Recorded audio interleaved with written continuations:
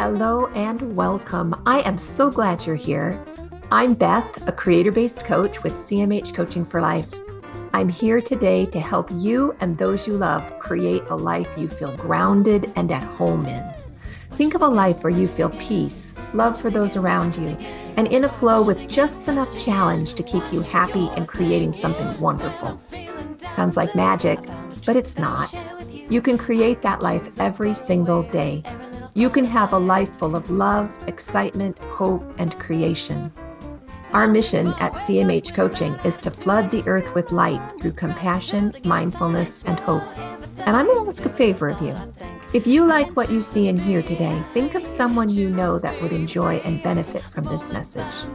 Our mission is to flood the world with compassion, mindfulness, and hope. Share this with them. But for now, this is time just for you. So settle into whatever you're doing and enjoy this time with the girls, where we create that one awesome, amazing, perfect life every one of us is seeking. You gotta watch your thinking. Watch your thinking. Watch your thinking.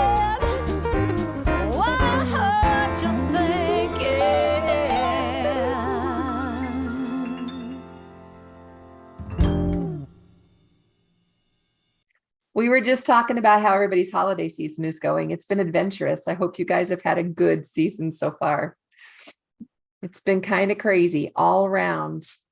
But our boot camp guy comes in town this week and we get to have Jake home for the holiday. So that will be really nice. He'll Wow, be here home from boot camp. So we'll see what all that's been about. he survived. Oh Yeah. my gosh. Good to see. It'll be fun. So what's coming up for you guys this week? I'm finishing clinic virtual visits with all my doctors this week and doing their 2022 in review and 2023 planning. So Fun. it's been good. Yeah, it's been really good. I love the energy that comes with that, especially I love when the we energy talk of planning. Yeah. Yeah. And reviewing, I think, is so cool because we get to talk about, okay, what went right? What are you most proud of? That's the question I ask everyone is, what are you most proud of this year that you've accomplished this year? I don't care if it's personal or professional, that we all have something we're proud of this year. So yeah, that's cool. That's a great question. I love that. And well, we're going to talk about that in 2 weeks, right? We're going to talk about John C. Maxwell's end of the year program and what that's like. So yeah, we'll get to, you can ask us then, what are we proud of this year? Yes. Yeah, that'll be really fun. How about you, Jen? What you got going on this week? We have a family get together, and then we also have a larger, our local congregation get together. So it's kind of it's going to be a week of people. Yeah, a week of people. Yeah, we had a weekend of people, and then next weekend we'll have another weekend of people. Our family white elephant is next weekend, and that's always a raucous good time. That's going to be. I cannot wait to hear about that. That's going to be really fun. But we've been talking about inner critics, right? And now we're moving into this holiday week. It's a week from Sunday. That's Christmas. So let's kind of talk about. We're moving into all of those holiday events and people and how we can take care of ourselves and we can take care of the people we love, right? This week, we're talking about 3 terms that you're going to really recognize. First one is compassion, then mindfulness, and then hope in working with our inner critics and working with the way we respond and the way we serve and help others around us. So what do y'all know about compassion? I'm learning. I'm still a work in progress with compassion. I know. I love that. That's one of my favorite phrases is permission to be human, right? Yeah. From Susan Pierce Thompson, permission to be human.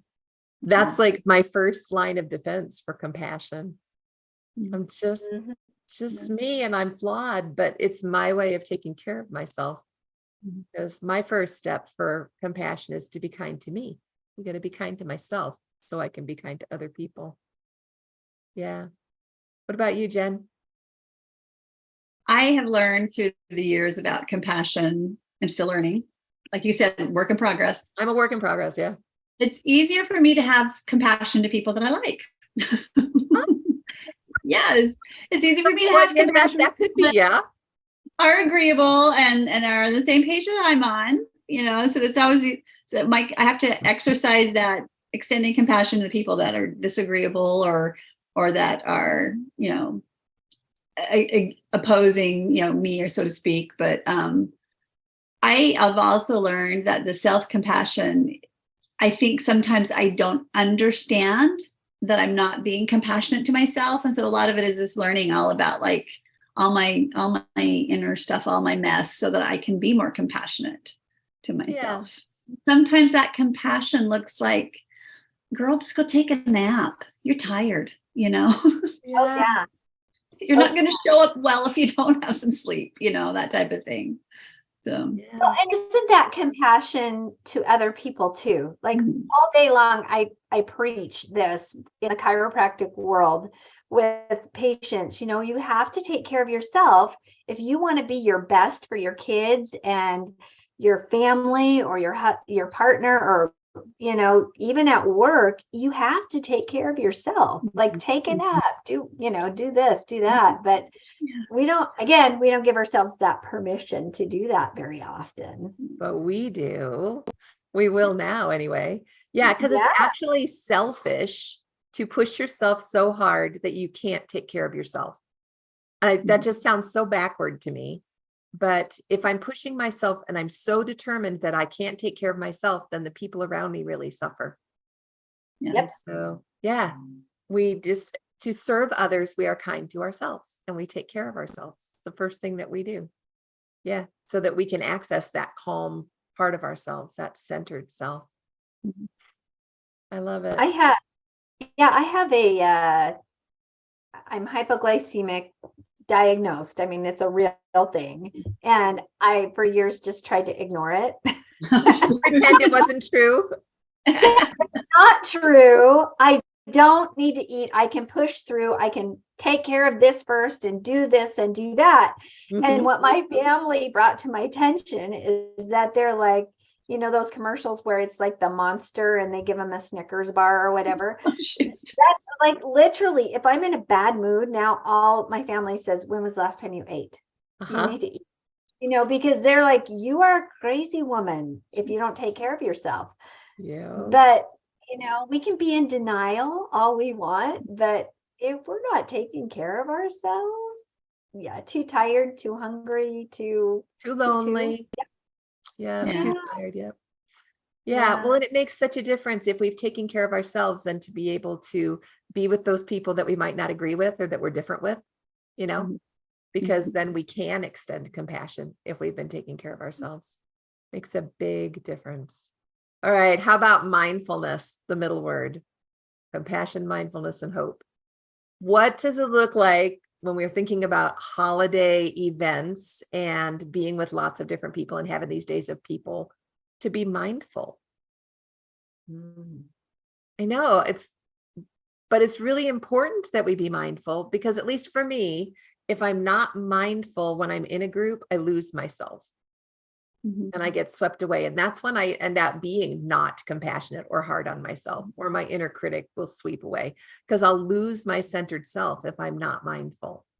I end up going off into the world of circular thinking, wondering what are they thinking, or what can I do, or I should have fixed that, or, and you get into this whole should land. Yeah. Give me an example of that, Beth. What is an example? I can be sitting with a group of people and listening, because I'm a coach at heart, and listening to some tale of trouble and woe and see all the answers in it. But I know better, because I only coach people who ask to be coached. It's just not being a good friend if you're trying to coach people all the time. A friend needs you to listen to them. And so I'll be listening, and I've already solved it all in my head. And then the inner critic comes in and she'll go like, oh, you're not listening. Look, you're not being a good friend. Look, you really should be doing this, or you really should be doing that. And I've lost my presence is what's happened. because I've gone off, instead of being fully present with whomever is speaking, to empathize and to feel what they're feeling and to watch and really listen with both my eyes and my ears. I've gone off in another room in my brain to solve their problems, and who knows, I'm just not listening. So I'm not present. Or do you find yourself formulating in your mind what you want to say next as soon as they're quiet? And so it's like, that's mindful listening. Yeah. That is not mindful listening. You're more concerned about what you're going to say than about what the person is saying and actually being present with that. And, I think they can feel it at times. I know we can feel it. Yeah. Because I think, because I can feel it. Yeah, too. You're just like, they're just really not listening to me. And they're hearing me, but they're not listening to me. And they're looking at me, but they're not seeing me. Yeah. Mm-hmm. Oh, that's a good one, right? Because we're not connected, we're really not connected because they're in their own little place. That's what happens. I get into my own head if I'm not present. And so that's when I have to keep telling myself, just turn off your coaching ears. You're not trying to fix, and just be. Yeah. Mm-hmm. Yeah. Because it can be hard when you're trained. Yeah. Your presence is the best gift you can give. Mm-hmm. All of the times that you've poured in, that you have taken care of yourself, that you've been compassion, that's all there in you. And if you are fully present, seeing with your eyes, hearing with your heart and your ears, we feel that when we're being heard, right? Yeah. And our kids can sense that too. It's interesting because my second granddaughter texted me this week, and her text was, I just wish my dad knew that he's such a good dad, and that he told me tonight that he's not being a very good dad, and that he's not here for me, and that he's not everything that he's not. Mm-hmm. Yeah, because he travels quite a bit. That's just on his plate. And then when he's home, he thinks, and sometimes our expectations of ourselves are so much higher than that other person who's receiving. So when Elle shared that with me, she said, he tells me he's not a good dad sometimes, and that he's not helpful to us, and that he's away too much. And she's like, I wish he knew how much this is what he did for me. He takes us with him when he goes to run errands. He takes, when he's working out, he has at least one of us that come, and we're in the gym with him, and he's teaching us what to do. And then he always tucks us in every night when he's home. He tucks us in, and he tells us a story, and she lists all these things that he does. And so present. And I thought, right? Yeah. He is present. He doesn't realize how present he is. But in her eyes, he is doing, and I think sometimes we just expect too much of ourselves, where the other person is receiving it and is feeling that, yes, you have been mindful of me. You have been present with me. Yeah, it was cool. I was glad she shared that with me. What about this? Oh, You are so not present if you're on that. I know. Or how about the watch thing, right? Yeah. Oh, so guilty. Yeah. The Apple so guilty. Watch. Yeah. I have a friend that she's a realtor, and she's like, I just felt like it was too rude for me to be answering texts while I was on my phone, so I got my Apple Watch, and I'm like, Carol, do you know what that looks like? But then she's always looking at her watch. I'm out of time for you, like, seriously, are you done talking yet? Uh-huh. It's terrible. It's hard because my watch is set silent, but it vibrates, right? Mm-hmm. And so I'll be in the middle of talking to somebody with full attention, and all of a sudden my wrist, zzz, and then there is a little bit of inner argument, the inner turmoil. What is it? Should I look? Should I not look? Should I look? Should I not look? Yeah. And I've seriously considered turning off all the haptics and everything, and then just looking at scheduled times, right? Mm-hmm. Mindfulness. Not there yet. Permission to be human. Still have the haptics turned on, but I'm learning to ignore them. Yeah. Yeah. What about when we're listening to somebody or we're trying to be present and mindful with somebody that we don't resonate with? You guys have any tips or ideas for how we can, someone we might consider difficult when really it's all what's in our own head and our own judgment. We know that, but it still feels difficult being mindfully present with that situation. I will just keep asking questions so they can tell me about themselves. Mm-hmm. I mean, eventually maybe we can find something that we're common on, that we can have a common ground, so to speak. Uh-huh. But yeah. I love that. Just being interested in them, because people love to talk about themselves. At least most do. I do. Yeah. Yeah. And so that makes a difference. About your adversary. Yeah. And that goes back kind of, Jen, to what you were saying about thinking about how you're going to respond instead of really listening. Yeah. Yeah. Being fully present. Love your enemies, right? Mm-hmm. Be fully present. Really seek to hear what their truth is. Mm-hmm. And to figure that out. And then go ahead. It's letting go, right? It's letting go of yourself.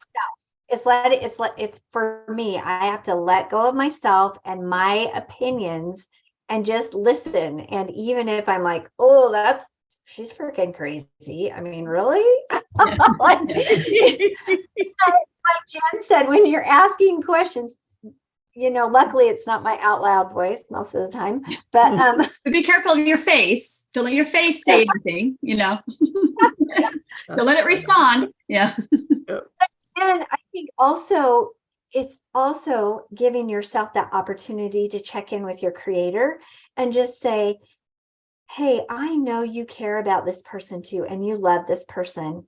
And will you just help me see him or her with your eyes right now? Because I'm struggling. And love them like you love them. That's huge. Yeah. Help me right in this moment. If you could just change that and tap into your creator and just say, all right, I'm struggling. Could you help me right now? Because I know you want me to be nice. And I want me to be nice, but I need a little grace here. Okay. Yeah. I think later. Oh, I think Jacine picked up on something when you just kind of let go and not let it matter your viewpoint, because you're not going to change these people's attitudes or their views in just one talk, especially if these are people, like if we're talking about family and this is the theme that's going to be there, or the people, that you having this discussion over and over again, if it's going to be combative or whatever, just don't let it be, because you're not going to change your viewpoint. They're not going to change their viewpoint. So you just let them be, almost for the peace of the meeting or whatever. Yeah, and so I've had that. I just let it go. I'm like, it's not that important to me. For me to appear right or me to have my voice, it's just not that important to me. It doesn't. And I've had that experience where someone is combative, like you were saying, in your conversation. And I use an image for myself of a step stool, like I'm stepping up on a spiritual step stool. It's like an image, and I can step up on it and be just a little taller and look down and listen as I'm on this spiritual step stool, and just send love as I'm listening. I'll just deliberately, like Jacine, tap into your creator and ask for help, and then just send love. And they may get more aggravated before they quiet down. But if all you're doing is sending love, that love will diffuse the situation, at least for you. What they do is up to them, but it will diffuse it for you. Yeah. I love that, Jen. That was a really good idea. Yeah. It's a lot like weightlifting, right? The practice. The practice. Yeah. Yeah. And what's interesting, when I started thinking about it as weightlifting, though it's been a while since I did weightlifting, I used to do weightlifting a lot, is that, it's really uncomfortable to lift. And it's not even, you can look forward to the rush you get as you're lifting, but it's uncomfortable. And you got to kind of talk yourself into going just a little bit. And then when you're doing it, it's uncomfortable. And then sometimes you're really sore afterwards. And you have to Yes. extend that compassion to yourself when I've watched my boys, they've been doing a lot of leg work and they kind of walk with their legs stiff, after they've Squat been day, doing a lot of leg that's work. no fun.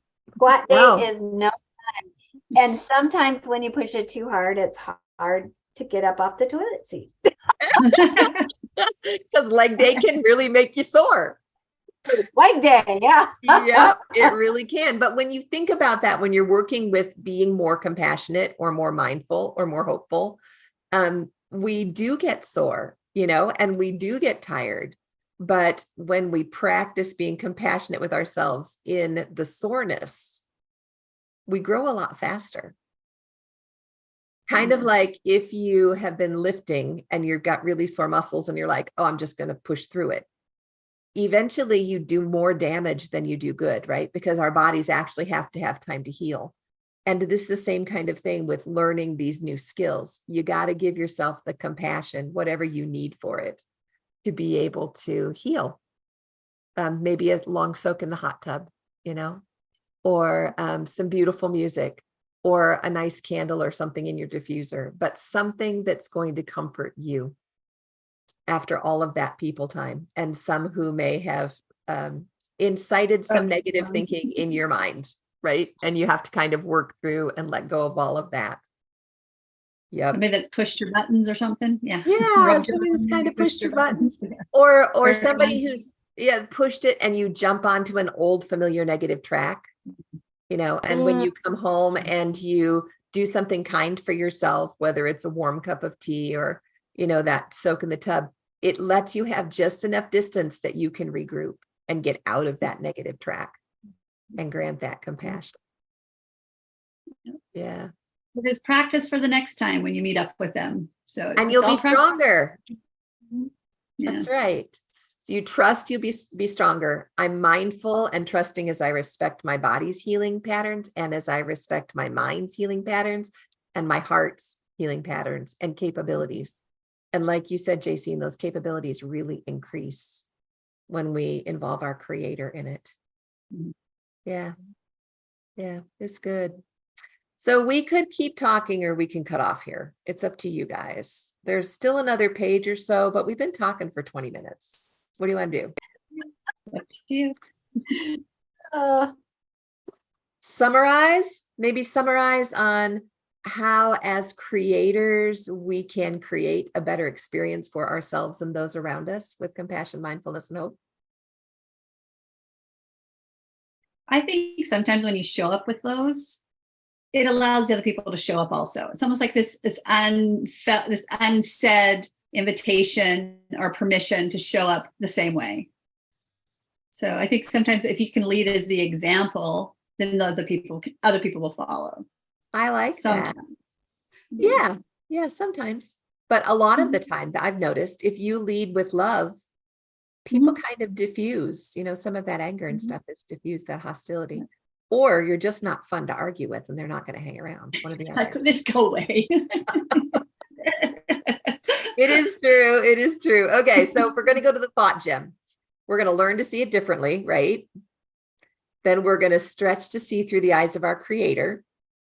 And we're going to practice compassion, mindfulness, and hope over and over and over using our mantra, which is I can and I will. I can and I will.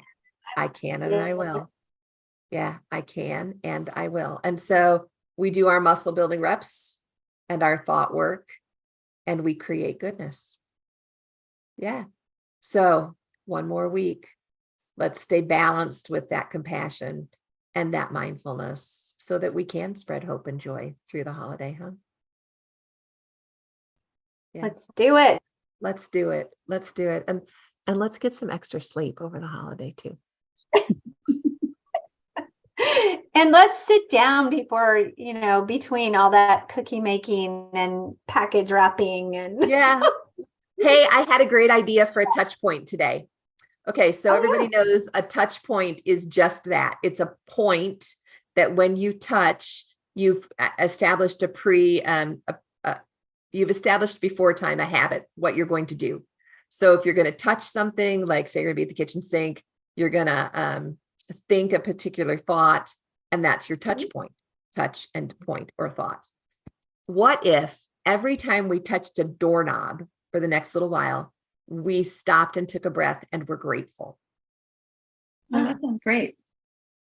Oh, that's cool. Yeah. That came to me today. I'm like, how many doorknobs do I? Ooh, I'd have a lot of breaths and a lot of gratitude at the end of the day. Do you want to try it?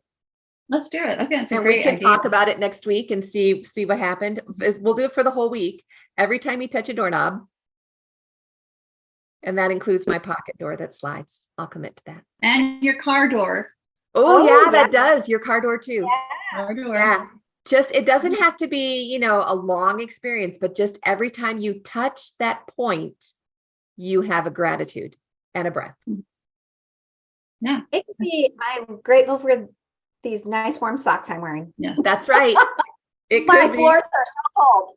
I'm grateful that I'm warm and toasty in my house. Yeah, just a gratitude and a breath, because the centering coming back to your physical body will be really helpful for everybody staying present as they're going through whatever the busyness is that they have in their life over the next couple of weeks. Okay, love touch it. point, doorknob, gratefulness, breath. We'll do it. Awesome. All right, y'all, let's try it. We'll talk about it in 2 weeks, or in a week. Yeah. In a week. In 2 weeks, it's Christmas. I'm already there. That's me. I'm gone. All right. Till next time, y'all. Thanks for coming. Bye. Moment by moment, it's all up to me, 'cause what I think about, I bring about. That's the way Hey, it is, thanks and for it joining feels us like today in A every Creator-Based day I Life. pave the way. I hope you felt that compassion, mindfulness, and hope you came seeking today. You can find more of it at cmhcoaching.com or on Linktree/CMHcoaching. Of course, any social media outlet, we're there too. Because you felt the benefit and light in this message, please invite those you care deeply about to join us. Help us to create a ripple effect across the globe of compassion, mindfulness, and hope. Then we can create a creator-based life together. Have a great week, y'all. We'll talk to you soon. And if I wake up with a bad attitude, I just fill my mind with gratitude. I give thanks for everything, with every little thought I think. I can choose to be happy, choose to be free, moment by moment. It's all up to me, 'cause what I think about, I bring about. That's the way it is, and there is no doubt. Day by day I pave the way with every little thought I think. Day by day I pave the way with